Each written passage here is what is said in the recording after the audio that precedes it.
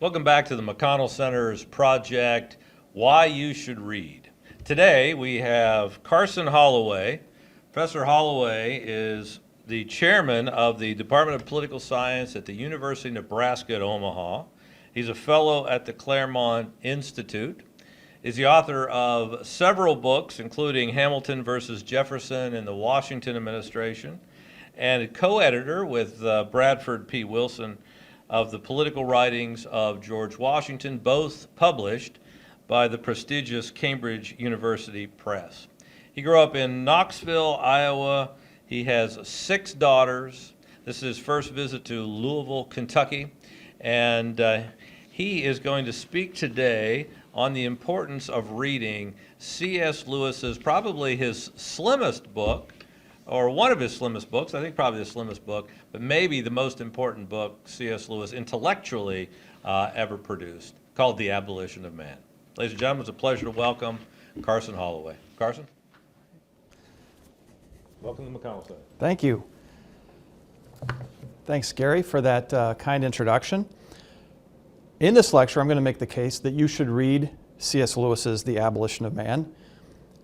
Now, in such a lecture, I suppose it would be customary to begin with a few words about the author that I'm urging you to read. Here, however, I think that that's less necessary because of C.S. Lewis's reputation. He almost needs no introduction. He's one of the most famous writers of the English language in the 20th century, and his fame is undiminished now that we're well into the 21st century.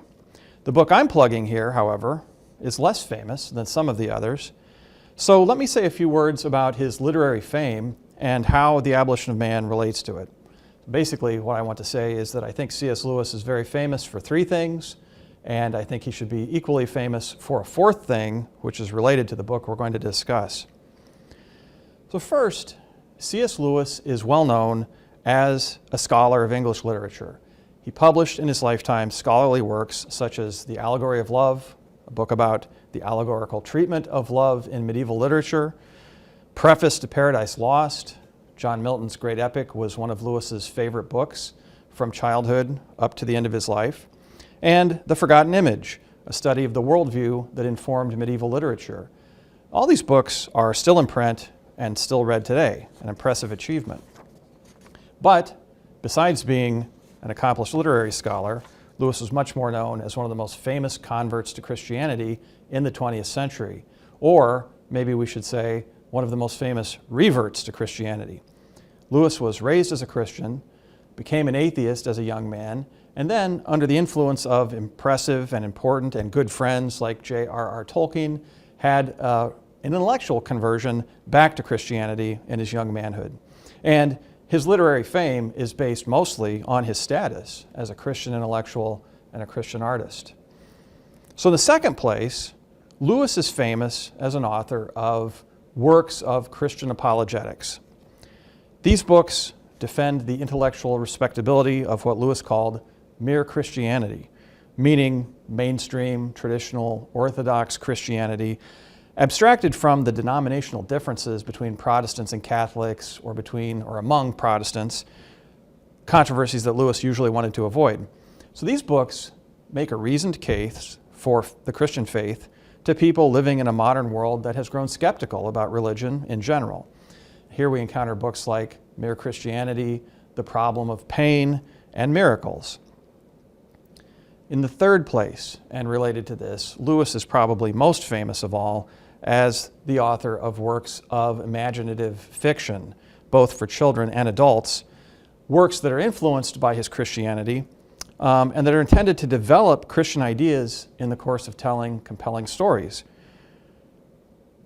Here, the Chronicles of Narnia are probably the best known and loved, but we should also note books like The Great Divorce, a book about souls in the afterlife that get a kind of vacation to heaven, or The Screwtape Letters, fictional advice from an experienced demon to a less experienced one on how to tempt human beings to sin, and his space trilogy, work of science fiction, Out of the Silent Planet, Perelandra, and That Hideous Strength. And I should pause a moment here just to note that That Hideous Strength develops some ideas in a fictional setting that are also ones with which Lewis grapples philosophically in The Abolition of Man. So where does the Abolition of Man fit in? Well, it certainly doesn't fit into any of the aforementioned categories. It's not a work of literary criticism or Christian apologetics. It's not a work of imaginative literature. Instead, I would say it's a work of amateur political philosophy. And by saying amateur here, I do not in any way mean to say that it's second-rate or slipshod or anything like that. On the contrary, I think it's very profound, and it's been indispensable to me. I have, as a prop here, my copy of it, which I've had since college, well-read, well-thumbed, read more times than I can remember, using it for teaching classes and also to help myself understand things. So by saying Lewis is an amateur political philosopher in this book, I only mean that he's not a practicing, professional, trained academic political philosopher, although I think that in the book he deals in a very compelling way with what may be the problem of modern political philosophy. And I hope to show in my remarks today that what he has to say, though written 80 years ago, is still very relevant to us today. In fact, I think it's even more relevant because the intellectual process that Lewis diagnoses and criticizes is more advanced today than it was when he first made the argument. And so the dangers that he's concerned with are in fact closer or bigger than they were in Lewis's time. So let me offer an outline of the rest of my lecture, which has 4 parts. The Abolition of Man is a short book, about 80 pages in the readily available modern editions, based on 3 lectures, and so it's divided into 3 chapters. Accordingly, let me, in what follows, state the problem that Lewis is dealing with, this dangerous idea that he wants to refute, and then go over his argument in response to that problem over the course of the 3 chapters. Before, however, I say why I think the book's substance merits your attention, and you should read this book, let me just say a few words on Lewis's style. Lewis is a masterful writer of argumentative prose, that is, persuasive prose that's dealing with ideas and trying to prove a point. Anybody who wants to write this kind of thing well can learn from reading and rereading him, either The Abolition of Man, his apologetical works, or his many essays. Lewis is unfailingly clear. He's engaging without pandering. He's witty without being a clown, which means if he says something funny, which is pretty often, it arises naturally in the course of the argument. And, maybe most importantly, he's just and he's generous. I mean, he always tries to present in a fair way the position he's trying to refute. These are all virtues of thought that are too rare today and that take a certain discipline to achieve and that we can start to develop by reading C.S. Lewis. Let me turn now to the substance, beginning with the problem. Judging from the title, The Abolition of Man is concerned with something very serious, something dreadful, a peril, the destruction of the human race. But Lewis is not, or at least not immediately concerned with, let's say, the physical destruction of humanity. His more immediate aim is an idea that he thinks is subverting our understanding of what it means to be truly human. That idea Lewis calls the doctrine of subjective value, or subjectivism about values, or more briefly, value subjectivism. Now, I don't like jargon. I don't think C.S. Lewis liked jargon, but value subjectivism is probably the best term that we could use, the most accurate and descriptive term that we could use for what he's talking about. Lewis is concerned that the young are being taught and that society is starting to believe that all of our values, all of our approvals and disapprovals are entirely subjective, entirely relative to the person making them. It's the belief that the world that we inhabit is totally devoid of any objective value. There's nothing about it that can demand or merit our approval or our disapproval. All values on this view are simply projections of the emotions of the persons making them. Now, Lewis takes as his point of departure the Green Book, which is a fake title for a real book of elementary English that he had been given. Early in the Green Book, which is intended to teach young people the principles of English composition, the authors relate a story about the poet Samuel Taylor Coleridge at a waterfall, overhearing the reactions of 2 tourists. One calls the waterfall sublime, the other calls it pretty, and Coleridge rejects the latter description with disgust, but endorses the former one. It's sublime. So here we have Coleridge making a judgment about two other people's judgments. And he's doing that apparently thinking that that kind of judgment is rationally possible. But the authors of the Green Book, Lewis calls them Gaius and Titius, which are also made-up names to conceal the real authors' names that he wants to criticize. Gaius and Titius, authors of the Green Book, think that Coleridge has made a fundamental mistake, and that's why they use this story. They use it to teach their young readers the correct way to think about these questions. They say this: when the man said, "This is sublime," he appeared to be making a remark about the waterfall. Actually, he was not making a remark about the waterfall, but a remark about his own feelings. What he was saying was really, I have feelings in my mind associated with the word sublime. Then, Gaius and Titius link this critique to a general principle, and they say this, and I'm quoting again, "This confusion is continually present in language as we use it. We appear to be saying something very important, and actually, we're only saying something about our own feelings." So we're not saying anything about the object we're describing. We're only saying something about our own subjective feelings, and this is what Lewis means by the doctrine of subjective value. As Lewis sums it up, quote, "Qualities such as sublimity are simply and solely projected into things from our own emotions." End quote. Now, before I go on and trace Lewis's argument, I want to pause here to note something I think is important about him more generally. The point of departure in the Green Book for him is its debunking of a particular kind of value judgment. It's a judgment about beauty. Does it do the waterfall justice to call it pretty, or does it really have to be called sublime? Is that closer to the mark? Gaius and Titius don't think there's any right answer to that question because it's entirely subjective and based on the viewer's emotions.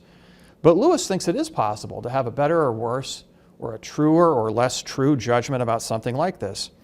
And I think it's worth pausing on this because I think that this question of beauty was especially important to Lewis personally, professionally, and philosophically.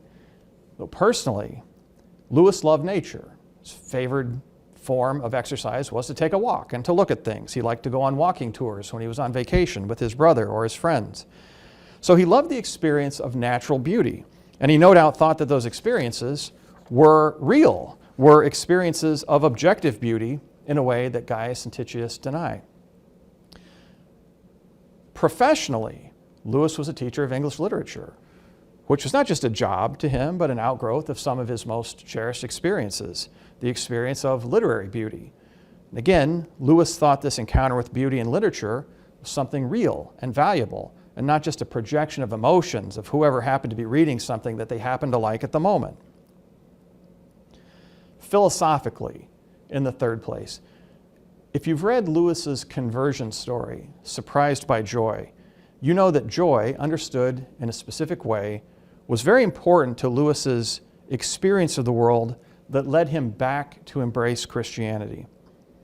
Throughout his life, Lewis had fleeting moments of joy, which struck him as fundamentally important as, we could say, clues to the meaning of the universe.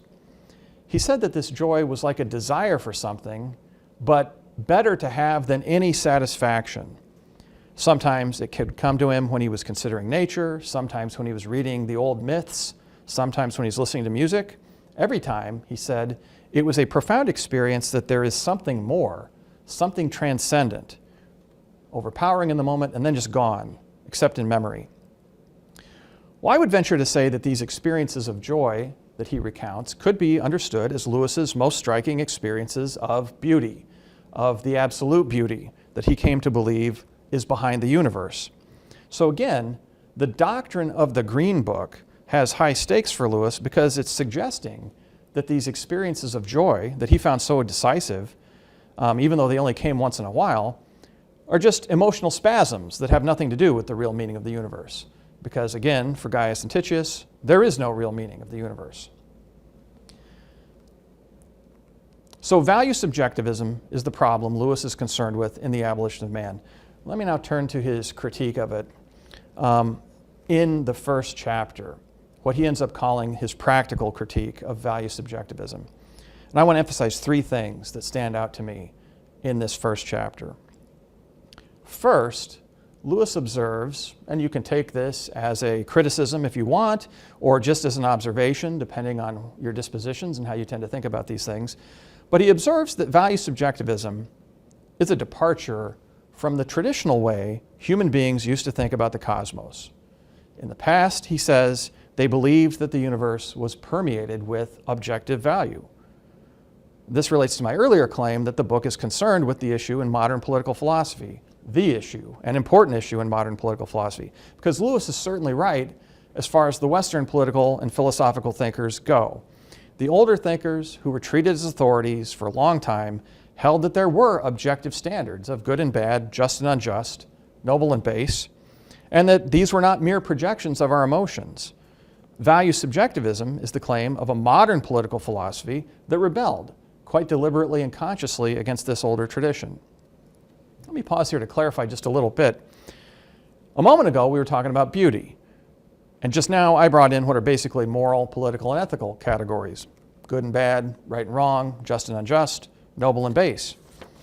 Lewis observes, however, that all of these things are involved as well. As he says, Gaius and Titius, as the authors of the Green Book, which is a textbook, are dealing with schoolboys who think they're doing English, when in fact, because of the philosophy that Gaius and Titius try to smuggle into their book, ethics, theology, and politics are all at stake, according to Lewis. After all, the good, the just, the noble, they're also values, and they would likewise be debunked by the Green Book's claim that all our judgments in these realms are also just statements about our emotions and nothing more. So, and this is the first observation I wanted to make about this first chapter, Lewis regards this value subjectivism as a radical innovation. It's a departure not only from the Western traditional philosophy, but from the whole traditional understanding of the human race in Lewis's view. He notes that the ancient view of all great civilizations was that the cosmos is permeated with meaning, and that our job as human beings is to grasp that meaning and to conform ourselves correctly to it. So he uses, as a famous example, St. Augustine's claim that virtue is ordo amoris, the order of the loves, to love everything in the due order, to give everything the love and affection that it deserves based upon what it is. But Lewis says that's not just a Christian idea. We find it in pagan philosophers like Aristotle and Plato, and in the Romans, on whom he relies later in the argument, as we'll see. He says you can find it in early Hinduism and in traditional Chinese thought.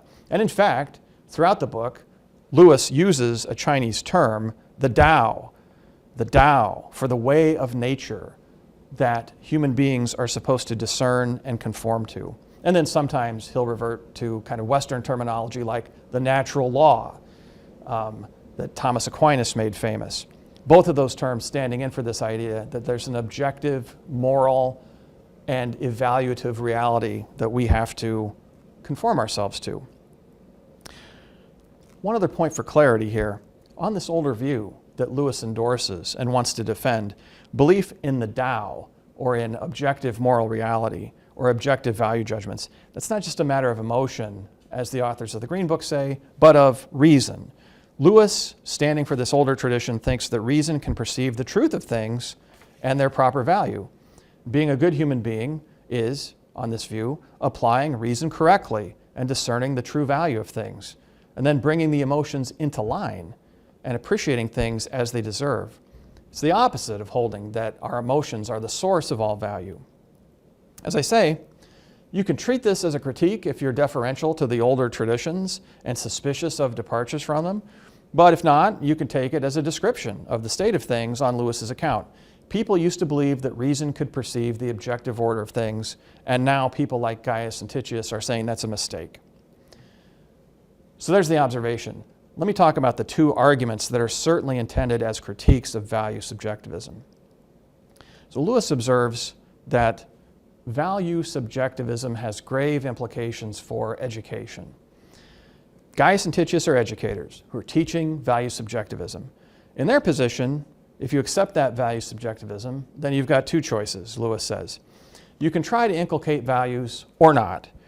If you choose the first path, to inculcate values, which almost all educators do, then, Lewis says, your education must have the quality of propaganda and manipulation. It's inevitable, because if you're trying to instill certain values in people, while at the same time you're saying that all values are subjective and arbitrary and just projections of the emotions, not based on the real truth of things, then you're manipulating people.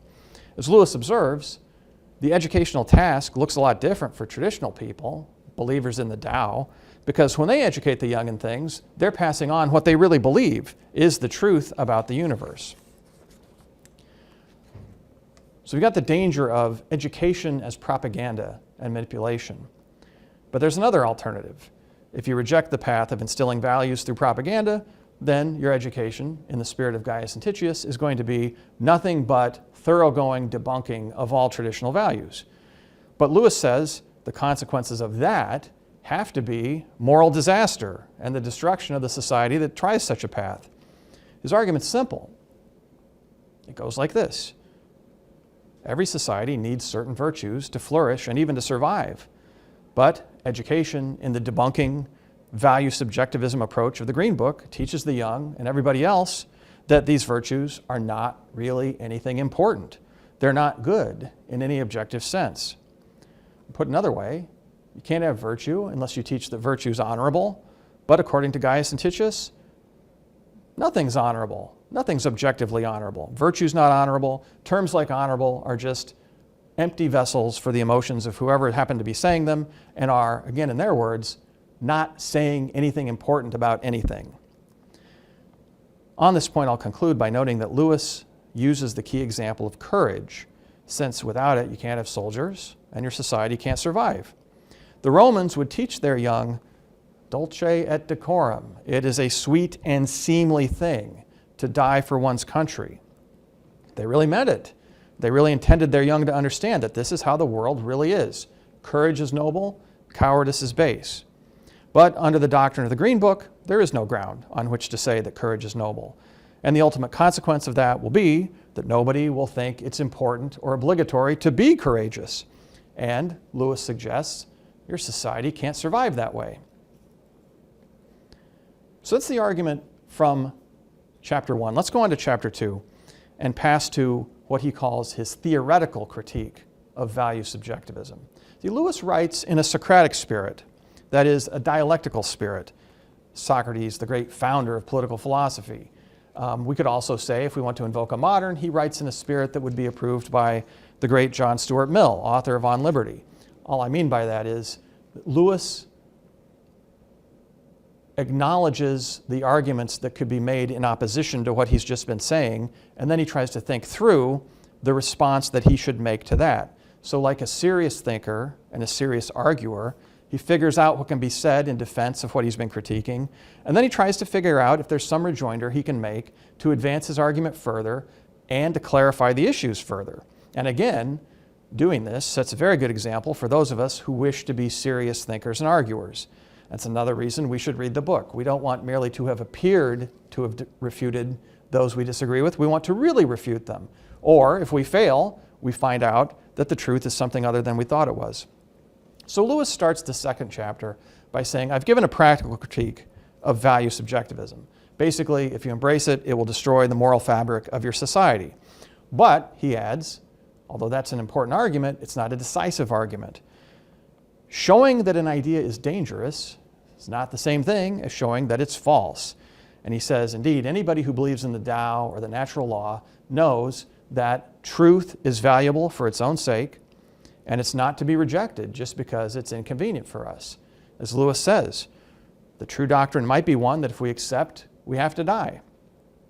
So for him, the next step of the argument, in response to these observations, is to try to show that value subjectivism is open to serious, and he thinks decisive, theoretical objections as well. That is, he tries to show that the value subjectivism of the Green Book can't be true because it's self-contradictory, at least in the version sold by the authors of the Green Book and people who think like them.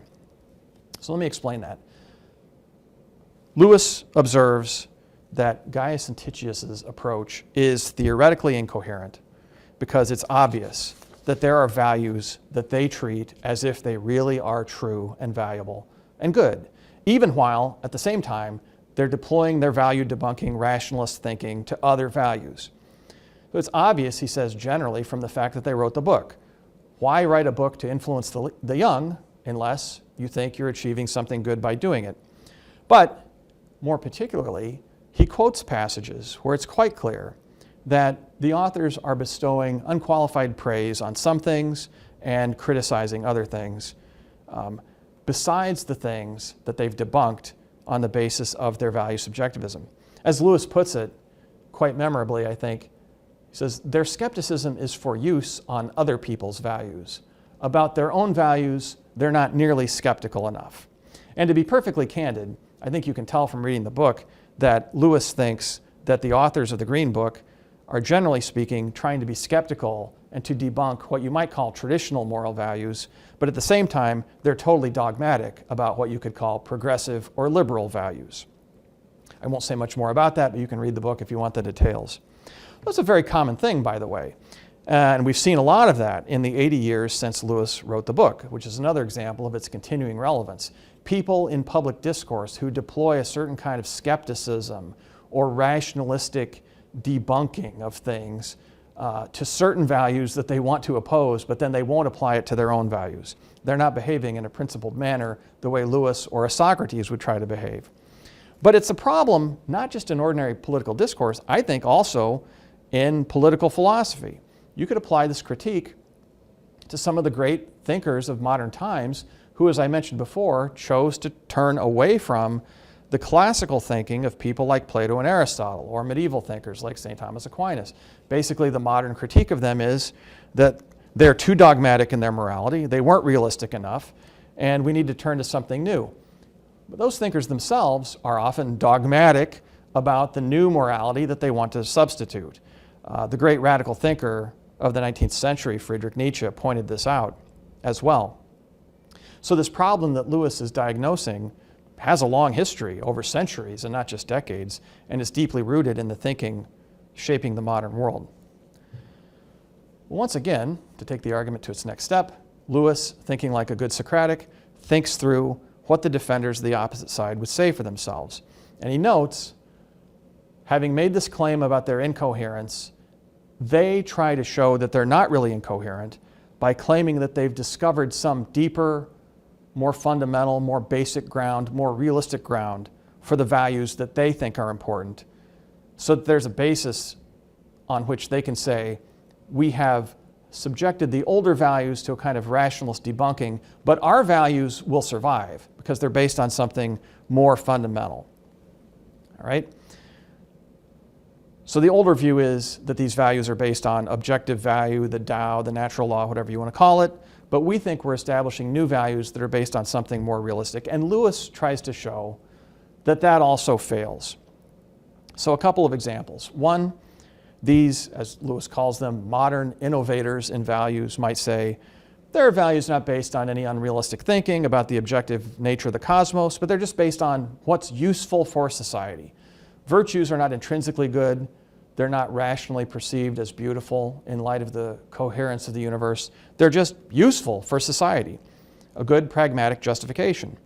But Lewis says that argument might look attractive, but it doesn't work once you examine it. Why? Well, to justify values as useful is to beg the question, useful for what exactly? Lewis tries to show that at the end of any chain of utility, there has to be something not just useful, but actually good, something that can be justified as good in itself.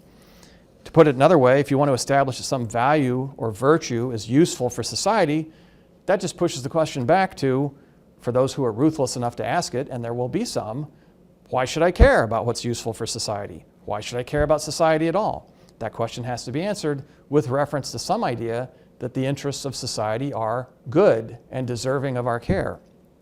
Takes you right back to the Tao, according to Lewis.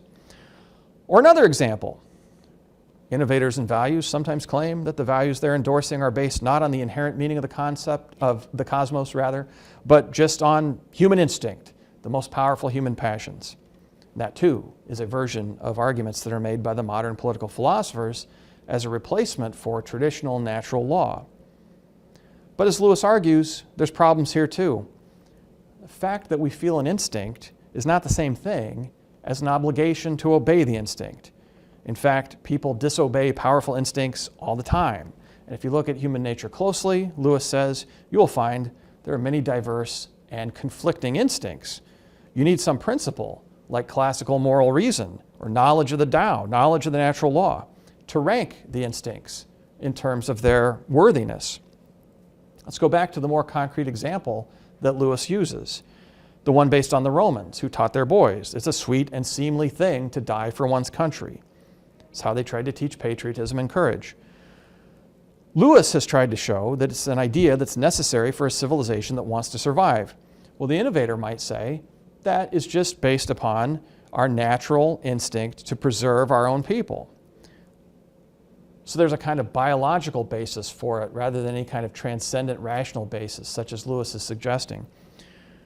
But Lewis points out that instinctive basis for the virtue is not enough to justify it, because when it comes to sacrificing your own life, you'll find that if you have an instinct to protect society or to protect your own people, you also have an instinct to preserve your own life and to avoid pain and suffering, and that might be even more powerful. So once again, you're brought back to the need for some kind of rational capacity to adjudicate among the instincts, back to the Tao, if you're going to have a healthy society. Well, that concludes the second argument. Let's turn to the final chapter and Lewis's third argument in response to value subjectivism. And this takes us to the most radical consequences that he's concerned with and the most radical possibilities. Once again, he proceeds in this Socratic manner, carrying the argument to its next possible step. The previous argument was the innovator in values is in a theoretically untenable because self-contradictory position, because they debunk the values they don't like, but keep the values they do like, and that can't be consistent. One way out of that, Lewis acknowledges, would be for the person who wants to reject the older tradition of objective value to simply say, let's get rid of objective value entirely. Let's reject the whole thing. That way we can't be accused of inconsistency. So instead of treating value as an objective phenomenon, woven into the fabric of being or the cosmos, why don't we just abolish it and recreate it according to our own wishes? Put another way, conscience is the term that was traditionally used for the human rational perception of these objective values, the Tao, the natural law. But it occurs to modern people, maybe conscience is just a byproduct of something like evolution. Lewis wants to present it as some kind of rational getting in touch with the eternal structure of the universe and its goodness. But maybe it's just a product of biological, psychological processes that we're now learning how to master. We've learned about evolution. We can breed animals. We can engage in genetic engineering on other living things. Maybe we could do this to ourselves and figure out how to remake the Tao, remake conscience. That would be remaking ourselves, remaking human nature to suit ourselves. And Lewis says that's a very possible answer to my position, and it would avoid the problem of intellectual inconsistency. And so his third argument is made in response to that argument. Modernity has wanted to conquer nature, as this argument indicates, to use science and technology to remake nature in light of human wishes, to make nature obey human wishes. So the idea proposed here would be taking the conquest of nature through science and technology, another fateful step, the conquest of human nature, the conquest of the core of human nature, our perception of what is good and bad and beautiful and ugly. Right? It's one thing to use science and technology to conquer human nature to the extent of, say, healing diseases or fixing injuries. That's not conquering the core of human nature if the core of human nature, as Lewis thinks, is our status as a rational being that can discern and obey objective values. So this idea, this thirst to conquer nature, leads us to a very striking and I would say very astute and useful observation of Lewis's about the conquest of nature. Lewis argues in chapter 3 of The Abolition of Man that contrary to what people say all of the time, there is no simple phenomenon that we can call man's conquest of nature. Now, technology does make progress and become more powerful, but Lewis says that doesn't make man more powerful, because the technology that emerges is not in command of man. It's not under the control of humanity. Rather, it's a power in the hands of some people, scientists, governments, corporations. So as Lewis famously says, man's power over nature turns out to be really the power of some men over others, with nature as the tool. And this, he says, is true about all technology. None of it can result in a simple increase in human power, because it's a power of some people over others. But this is especially a problem, he says, if we're talking about that last fateful step, remaking human nature, creating an artificial Tao or an artificial natural law. Because now we see that that process will actually be an act of the power of some human beings over others. Those who learn how to conquer human nature will be doing something to the rest of humanity. And they'll be doing it, Lewis says, not only to the rest of living humanity, but also to the rest of humanity well into the future, because since what they learn to do will probably never be reversed, they're going to be exercising power over every subsequent generation as well. So that's vast power. This is unprecedented power in the history of the human race. But, and this is a key step in Lewis's argument, it has to be done without any moral guidance at all. That's a necessity. I want to explain that. It's the greatest, most momentous act of human power, but Lewis says necessarily done without any ethical principles to guide it. Why is that? Remember, we're talking about recreating human nature, recreating fundamental values that humans had once thought were objective. If you're reinventing a totally new Tao or a totally new natural law or whatever you want to call it, then by definition, you can't be acting according to any existing values. You're a creator in the absolute sense. So this is the peak of power that humans could exercise, but it can't be guided, Lewis says, by anything other than the whims of those who are doing it.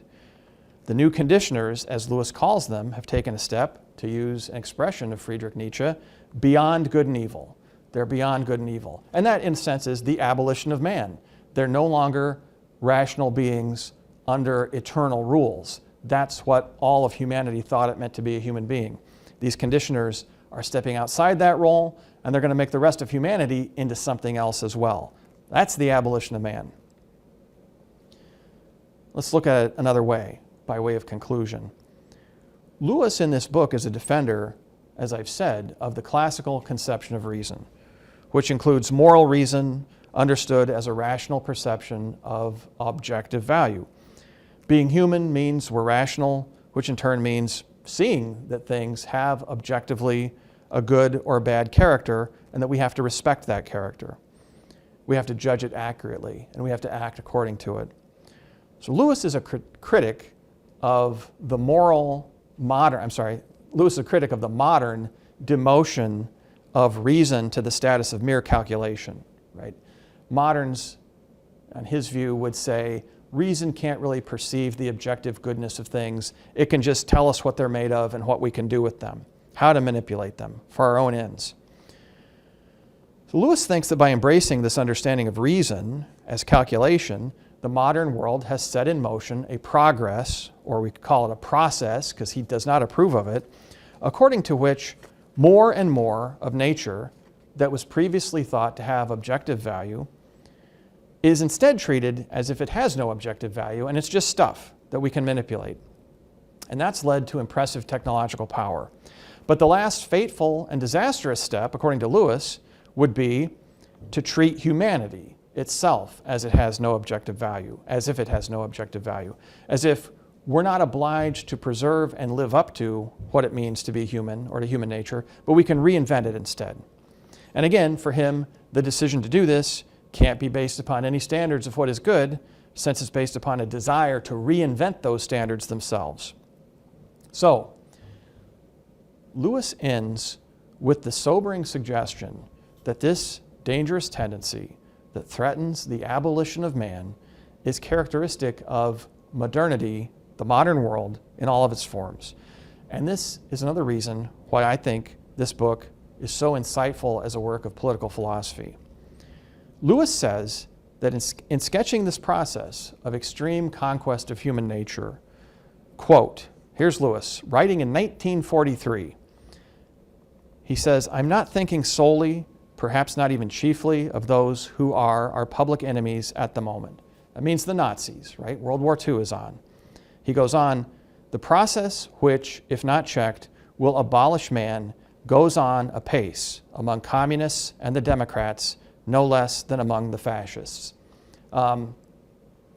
We know that the Nazis, in their insane ambitions, wanted to create a new kind of man, an overman or a superman, under the influence of certain modern ideas. So it's obvious that when Lewis delivers this part of the argument, his readers might think he's being critical of what's happening in Nazi Germany, and he is. But he makes a special point of saying, even in the context of that war, this is also happening everywhere in the modern world, in what we would call the developed modern world, perhaps, to use words that he doesn't use. It's happening not only among the fascists, but among the communists and the Democrats as well. So to conclude, for Lewis, this denial of objective value is married to a process of relentless conquest of nature that threatens, in the end, the abolition of man. And this, he says, is the tendency of all modern societies, even the ones that seem the most moderate, sane, and decent, like democracy. And that sobering possibility is very much worth pondering. And that is probably the most serious reason that you should read C.S. Lewis's The Abolition of Man. Thank you.